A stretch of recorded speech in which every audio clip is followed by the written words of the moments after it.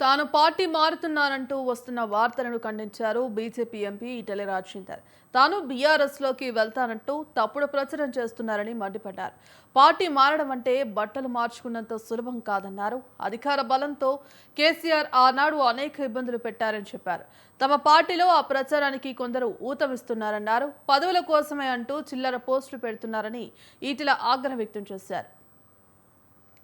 TRS party KCR నన్ను మెడలు బట్టి బయటికి నెట్టి బర్తరఫ్ చేసి 5 ఏళ్ళు అవుతుంది, 5 ఇయర్స్ అవుతుంది. ఏప్రిల్ మీకు ఐడియా ఉండాలి.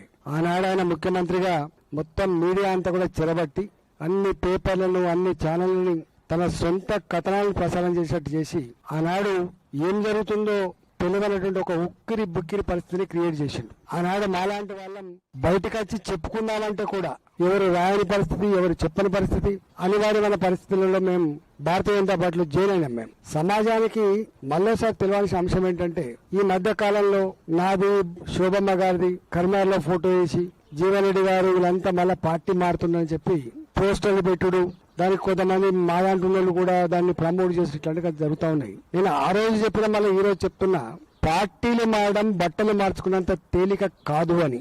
రెండో మాట కూడా గుర్తు చేస్తున్నా, మాలాంటి ఆ స్థాయిలో ఉన్నటువంటి నాయకులు ఒకవేళ బయటకు వచ్చినా పార్టీలు మారకూడదని కూడా ఒక సందేశం ఇచ్చారని. టీఆర్ఎస్ పార్టీ కేసీఆర్ నన్ను మెడలు బట్టి బయటికి